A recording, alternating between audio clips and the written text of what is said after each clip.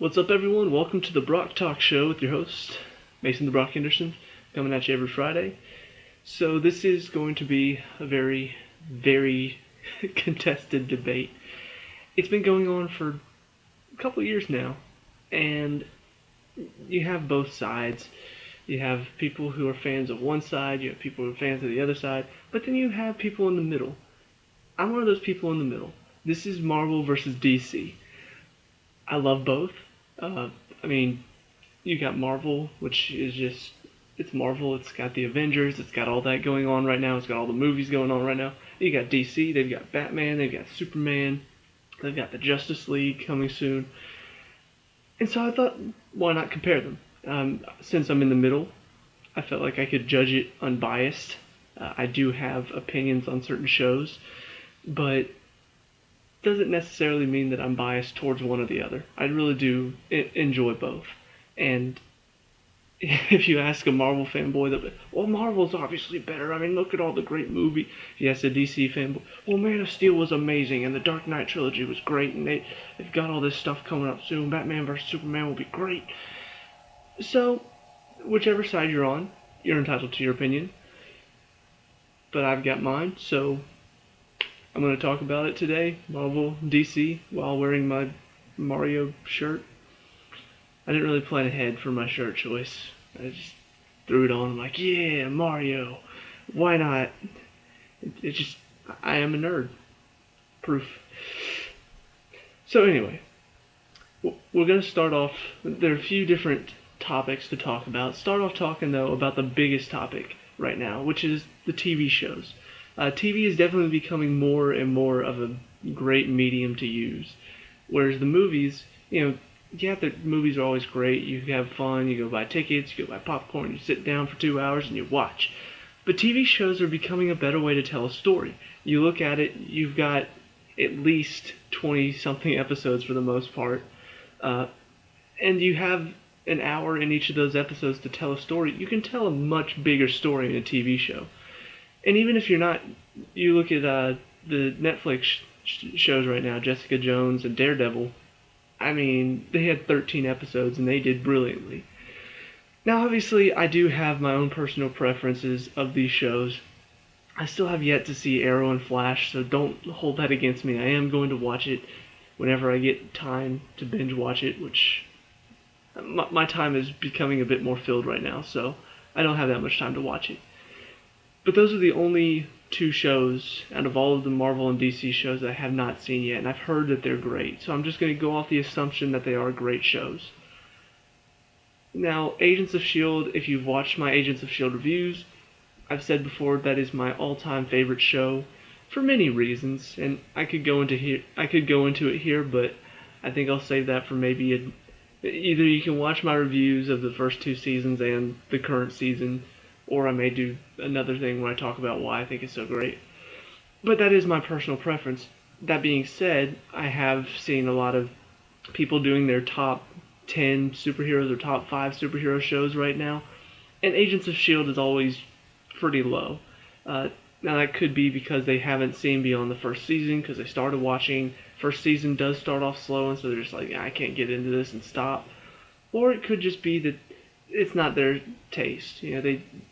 They don't like what they're doing with the show, and personal preference for me, I think it's great. That being said, everybody has agreed that Daredevil and Jessica Jones are probably two of the best shows right now.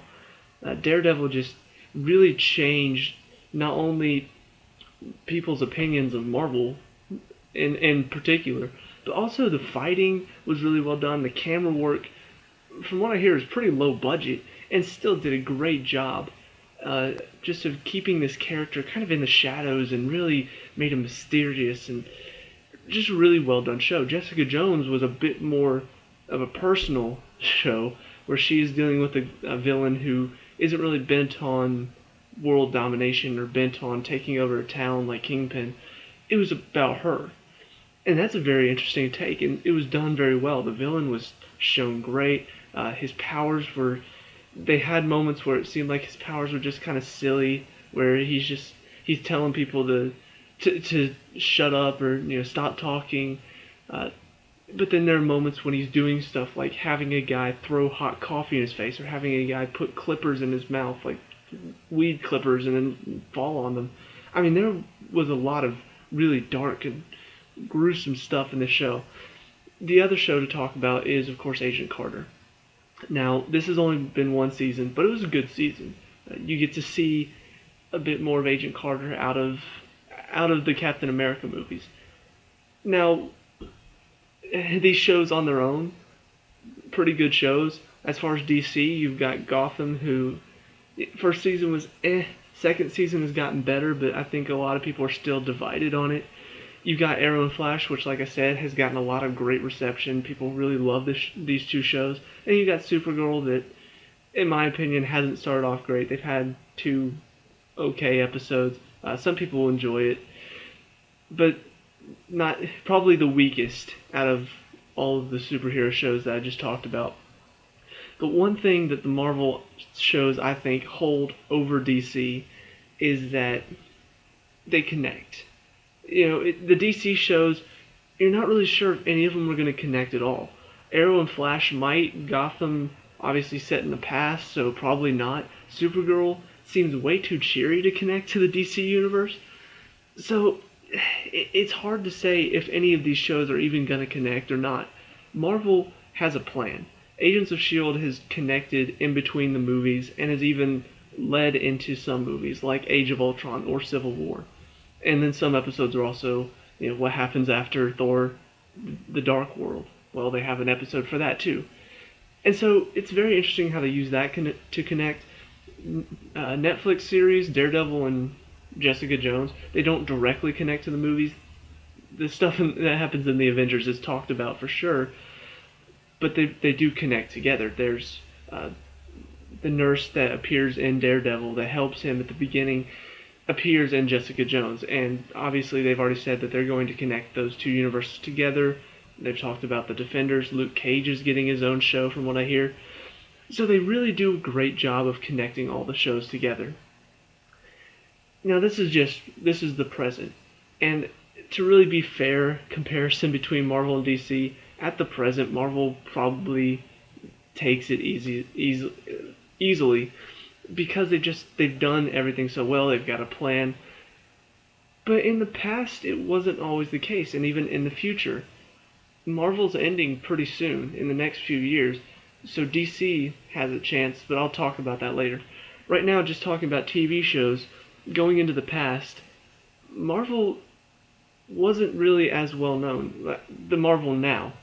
They did have a Spider-Man TV show and X-Men TV show, which I never watched the X-Men TV show, but everybody that talks about it says how great it was. Spider-Man, I did see some of those and I enjoyed it. It was kind of fun. But the one show that I think can take over both of them, Batman the Animated Series. This show really set the precedent for who Batman is today. You look back at like Adam West Batman, who's, well, come on, Robin, let's go, and pow, punch, smack. That was Batman back then. Once Batman the Animated Series came out, it was darker. He was more brooding. His voice was deeper. It just led to everything that we have today. I was watching a top 10 of the best superhero shows, and they were talking about it. It made number 1 on the list over even current shows right now. And that's because it really did set a precedent for Batman. Harley Quinn was introduced into this series. She wasn't involved before, and she was introduced here, and now she's probably the biggest thing in the Suicide Squad trailer. She is a huge character to introduce. And so that's why I think back in the day, yes, X-Men was great. I haven't really heard a whole lot about Spider-Man. I enjoyed it as a kid. I probably have to go back and watch it now to see, was it really as good as my kid mind was remembering? But Batman, I think, just takes the cake over past shows. And, everything they could do back then, he really did set the bar, not only for Batman now, but even kind of for DC now. They've kind of taken this whole dark and brooding concept and really turned it into their niche. Man of Steel is dark and brooding now. Aquaman looks dark and brooding.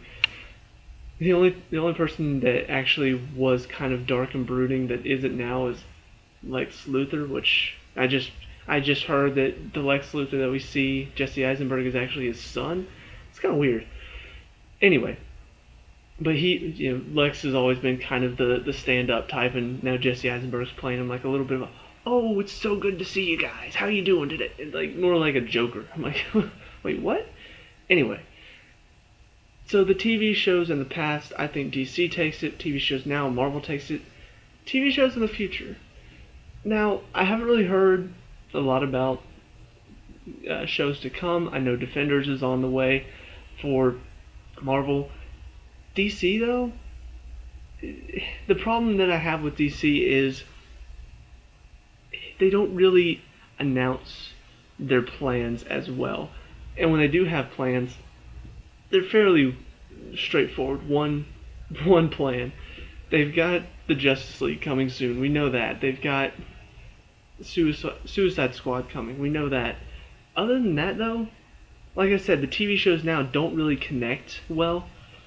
And so for future TV shows, not only they've got these TV shows now, they've got Arrow and Flash, which I think Arrow may be done already, or Flash. I think one of them is done.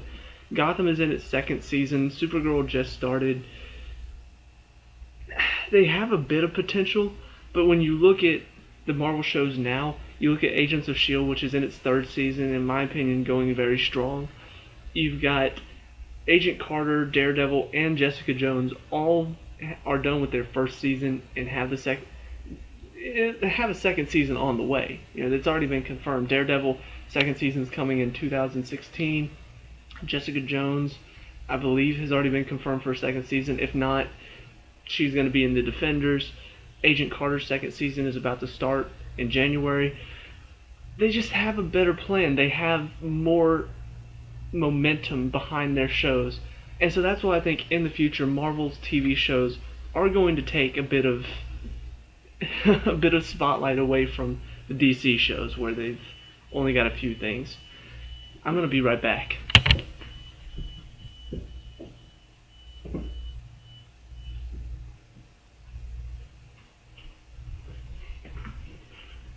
Brief intermission. So, we've talked about the TV shows. We've talked about where they're going. Now it's time to focus on the movies. I think the movies are becoming less the main thing, but they are still a big deal. Obviously, right now, Marvel does take it.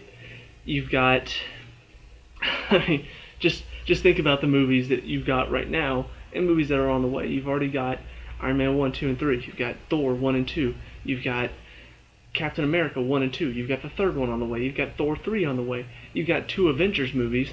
You've got Incredible Hulk, which people will say, oh, it's not canon, it's a different Hulk. But they are bringing the General back, and you think about Iron Man 2, new Rhodey.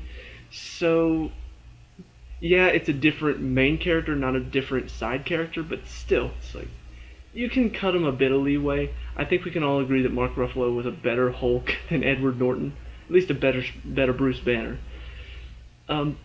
So, you look at what they've got now, even their side movies.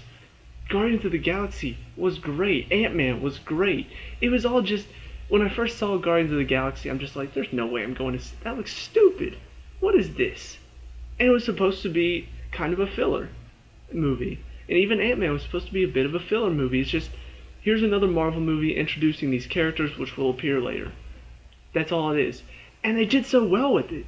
When you think about other filler movies, some of them don't do so well. They introduce, I'm trying to think of a good example. I can't really think of one.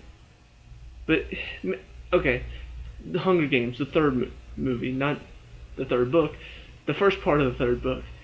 It was pretty much filler. It was like, okay, well, we got a lot of stuff to talk about, so let's just put one movie in there to build up to the climax, and then the second movie will be the whole climax. The Hobbit. Instead of just doing it maybe in 2 movies, having one getting them to the mountain and getting to the mountain, we'll say that, and the second one being the dragon and then the ensuing battle after the dragon dies, they were just like, oh, we can't do all that in just 2 movies. Let's have the first one introduce the characters. The second one, maybe do some more introducing of the characters. And then the third one, maybe by then people will know these characters enough so we can kill a couple of them. It didn't work. It was too, it was not done well. And that's what I'm trying to say, is that you can, if The Hobbit had done 3 movies well, which I think they could have, we would have been talking about a much different light. People would not have been hating it as much. But they didn't do it well.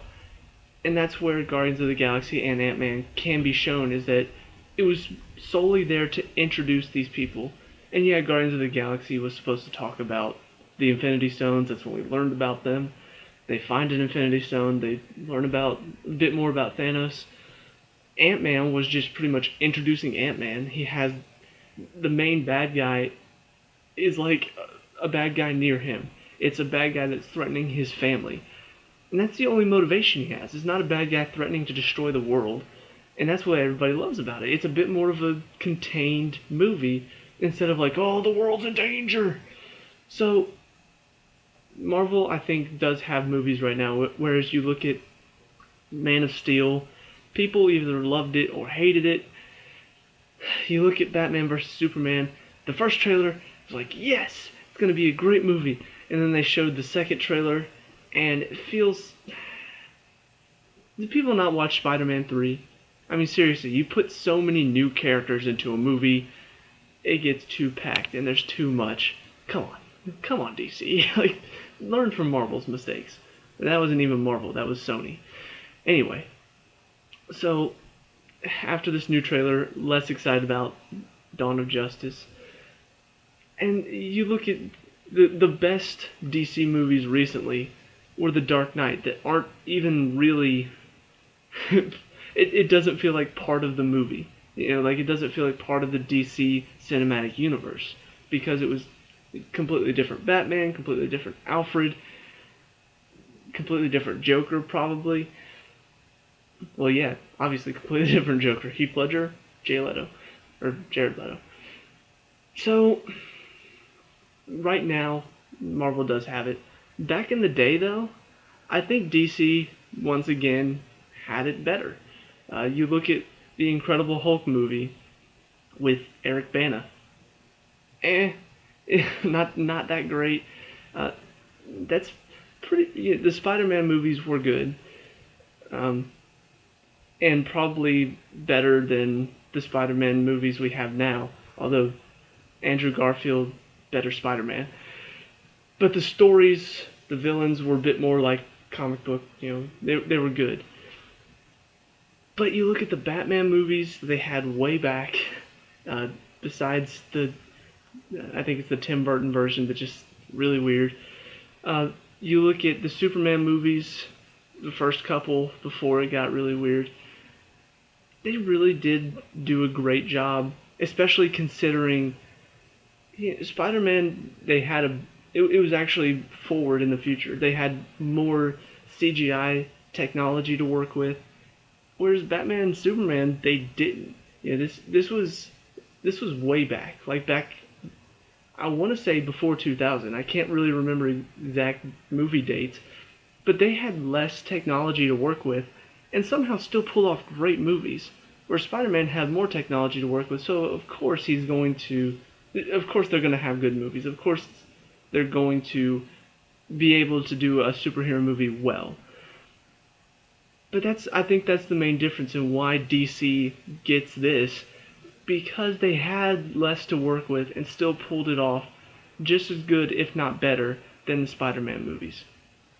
Now that being said, that was the past. We're looking towards the future now. Marvel, in the next couple years, is going to be finishing. They've got this epic storyline to wrap up. They've got all these new characters they're bringing in. They're going to have Infinity War be the last movies of this section of Marvel. And after that, they haven't really talked about where they're going yet. It feels like after that, well, that's it, guys. We're done here. Good luck, new guys, and just walks away. It feels like they don't have much of a plan beyond Infinity War. Obviously, they're going to have these new Marvel characters they're bringing in right now who are still going to probably be under contract, whereas the original Avengers are going to be leaving. Tony Stark, Robert Downey Jr. probably done. Chris Hemsworth as Thor, probably done. Chris Evans as Captain America, probably done. So they've got all these characters that are probably going to be leaving pretty soon. And their new cast of characters, they're interesting, but it's like, I can't imagine being as invested in the story without the Avengers there. And even beyond the Avengers, like you think about Agents of S.H.I.E.L.D. and the characters they're building there, you think about Jessica Jones and Daredevil, are they going to be a part of the next part of Marvel after this? Who knows? And that's where I think DC has got it a little bit better, because not only have they not touched on many of their characters, you got the Justice League, which is just now starting. With the next one, it's like the dawn of the Justice League. It's like, okay, that's very interesting. And then beyond that, you're just now getting introduced to Wonder Woman. Aquaman's about to have a movie. You still got several other things to touch on. Do you think about like Teen Titans? All of them. You've got Robin, you've got Raven, even Cyborg still hasn't been touched on.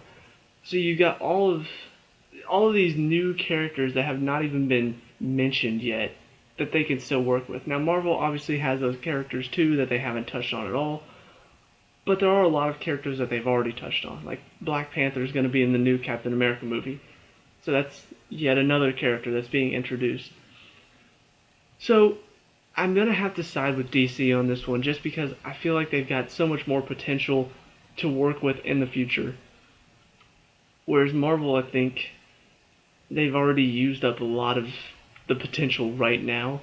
And even though some of these characters may still be around after Infinity War, I think that they've already touched on so many of the characters that we know, or at least that non-comic book fanatics know, that it's gonna be hard to really go much farther after Infinity War and do it well. Now they can, and this is why the last thing is going to be touching on the characters and the actors. Because I really think that that's an important thing, is not only the characters that you have, because if you're looking at just the characters, well, I mean, you think about what's the main difference. Marvel has a couple guys that are they're humans, but they have special abilities, whereas DC, you have regular guys that, you've got Batman, who's just a regular guy who's got all these gadgets, and he has fighting abilities, so he's just a normal guy. Superman, Wonder Woman are aliens. So you can compare it back and forth which one you think is better. I think that DC has got it on characters. Because, like I said, Batman, he's just a normal guy. Arrow, I don't really know his story very well, but he seems like he's just a normal guy who, has arrows. Flash, obviously, is also another guy who has these special abilities.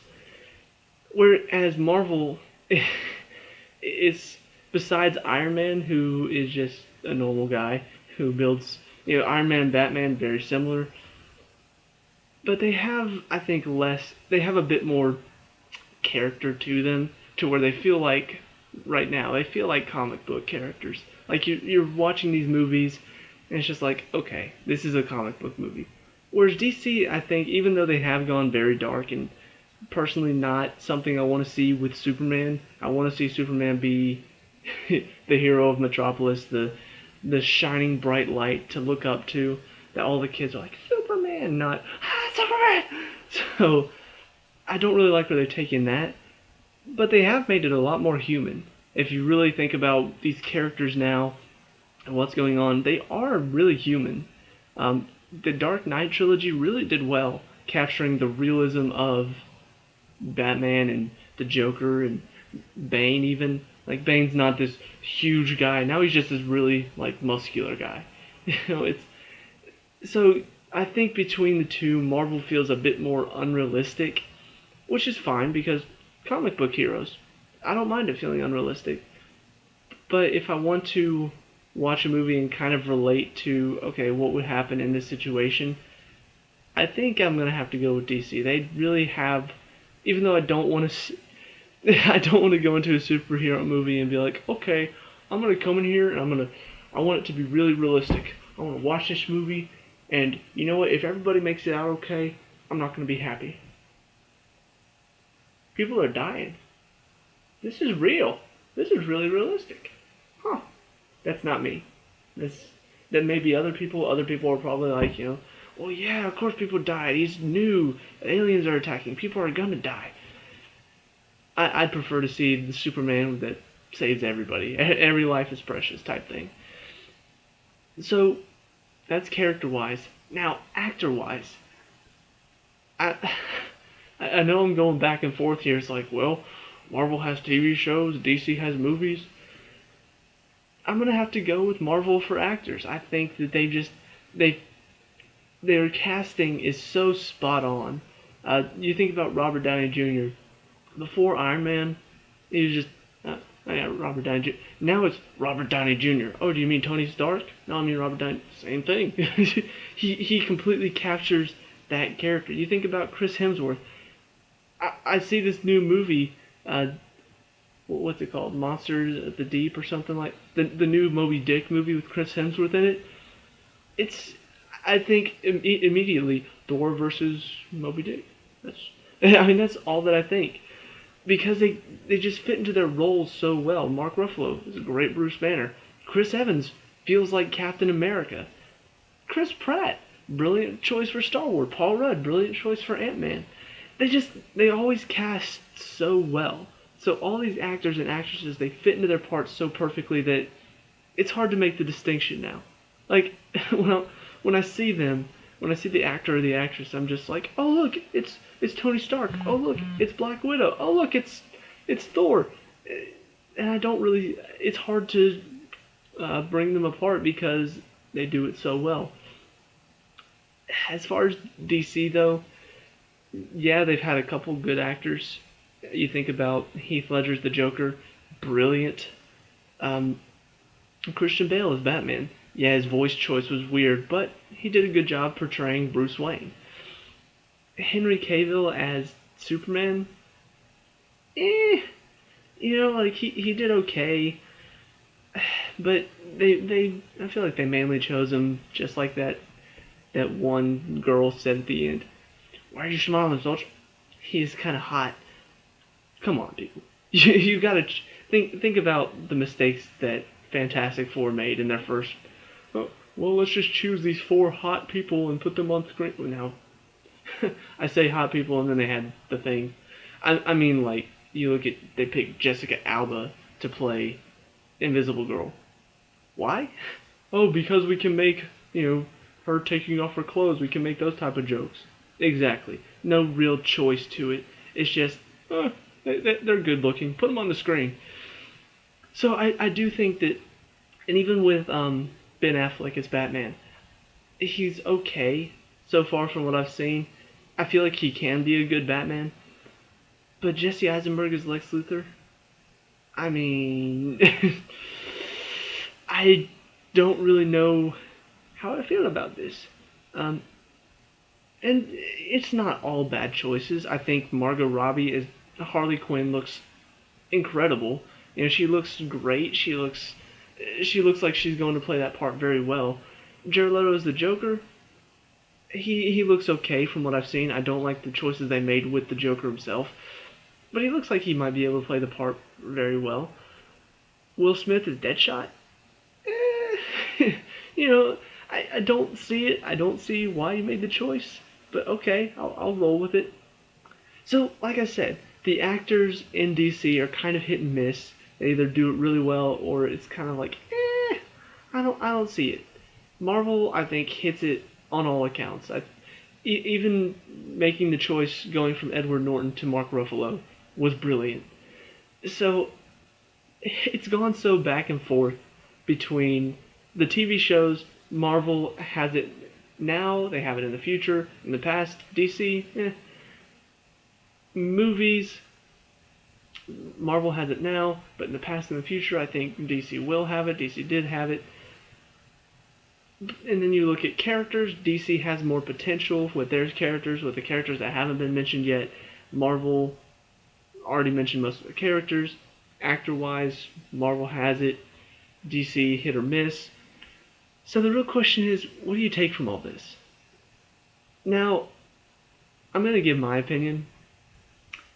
I think Marvel really, I trust the people there based on their decisions. I talked about during the movies the future, how after Infinity War, there's not a whole lot of predictions of where they're going with this. But in my opinion, they've done so well now that I feel like I can trust them to make good decisions in the future. After Infinity War, I feel like I know that it's going to be good. I know that it's going to be something I can watch, something I can enjoy. Even if it's not as good as what they've got going now, I can still enjoy it because I trust the people at Marvel. I trust they know what they're doing.